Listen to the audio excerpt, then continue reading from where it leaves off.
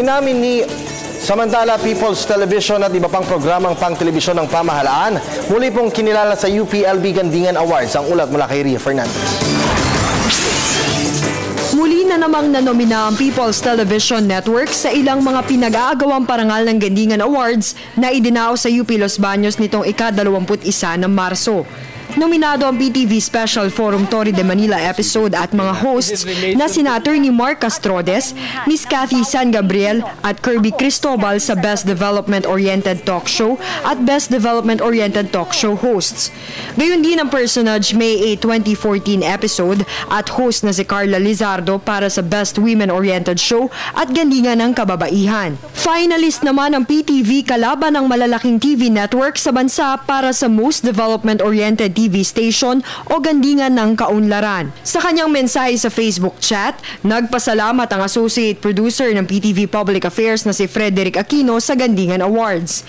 Pangako niya na magsisilbing inspirasyon ang nominasyon para lalo pang pagbutihan ng PTV ang paggawa ng mga dekalidad na programa. Samantala, kinilala rin sa naturang gabi ng parangal ang iba pang government radio programs. Nasungkit ng DWLC Radio ng Bayan Lucena at ang host nito na si D. Quasay Cantos ang mga core awards na Best AM Radio Station at Best AM Radio Announcer at Special Awards na Gandingan ng Kabataan at Gandingan ng Kabataan host para sa programang Pulso Publiko KKK episode. Nominado naman ang Nutrition School on the Air ng DWLC at host na si Mayet Balquidera sa Core Awards na Gandingan ng Edukasyon at Gandingan ng Edukasyon host. Habang pinarangalan ng block time radio program ng National Nutrition Council sa isang commercial radio station.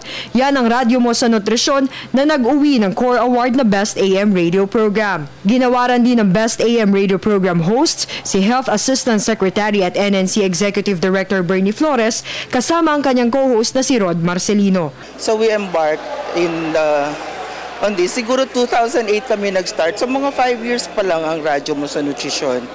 And maganda rin yung intention is really to impart current, relevant at tama. Yun ang pinaka-importante. Dapat tama yung information about nutrition. Isa lang naman yung aming pakay rito para maibahagi, maihatid sa publiko, sa aming mga tagapakinig, yung tamang impormasyon sa wastong nutrisyon. Masusing sinasala ng mga juror ang lahat ng entry sa Gandingan habang kapangyarihan ng mga mag-aaral ng UPLB na piliin ang mga dapat parangalan sa pamamagitan ng isang survey. Binuo ng UP Community Broadcaster Society ang Gandingan Awards noong 2006 upang kilalanin ang mga estasyon at mamamahayag sa radyo at telebisyon na nagsilbing boses ng iba't ibang sektor sa lipunan tungo sa kaunlaran. Para sa Telebisyon ng Bayan, Ria Fernandez.